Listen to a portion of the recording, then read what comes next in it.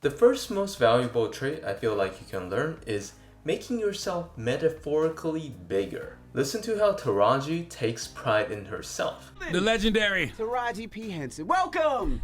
I'm legendary, but not legendary enough to be on this wall. That's not true. That's not true. I'm not recommending people to be stuck up, but taking more pride in your abilities. This matters a lot because if you feel good about yourself, you're going to showcase the A+ version of yourself instead of the C version. And this changes everyone's impression of you, and you can bring out your more interesting and charismatic side, like this. The thing about being parents is once you cut that umbilical cord, you are really letting go. You can do the best job ever, and they still have choices. Just look at how by her confidence alone, she is keeping people engaged. Once you get a control and an understanding of who you are, no one can use you against you. You've already spoke about it, so what you got?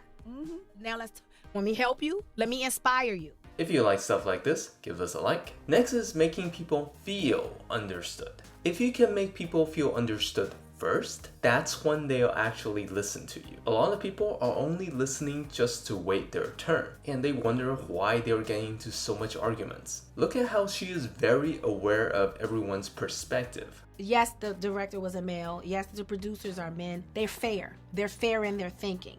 Therefore, I have a team.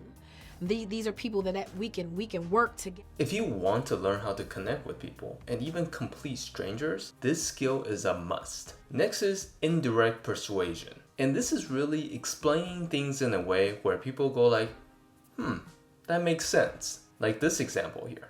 Like they're stupid. Like underestimate your audience's intelligence. Like my fans are smart. They know when you're Here, you're not trying to win an argument, but merely just to explain your point. You're indirectly talking to everyone that's listening in without explicit confrontations. So you're kind of persuading without actually persuading. Now look at this example as someone that's a third person in the conversation. A mistake, people make mistakes all the time. And if you're gonna love, you have to love the person for their flaws, because we're all flawed and people are gonna make mistakes. You gotta go into a relationship knowing. Can you feel how it's a little bit persuasive? Next is understanding where is a person's compass. Look at how Taraji understands the host's humor and is able to use that to make the conversation more interesting. You know, you never made that donation, but we'll get back to that.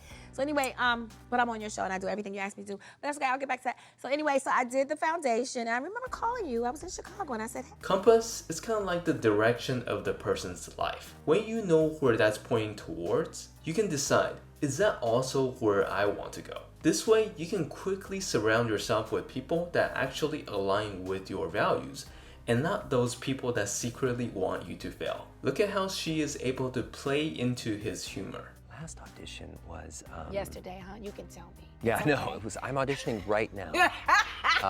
I'm going to be an Empire next season is what I'm hoping. This skill is especially important if you don't want to waste 10 years on a fake friendship. I also have a different video on humor. Last is developing a specialty. Listen to what belief systems she has. And now I have a kid and I was like, I have to make my dreams come true because if I don't, what am I teaching him?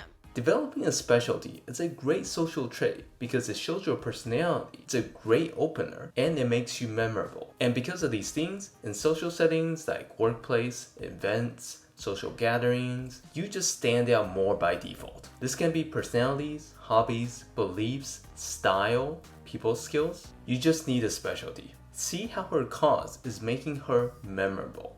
And it's named after my father, who was a Vietnam vet who suffered from PTSD and also manic depression.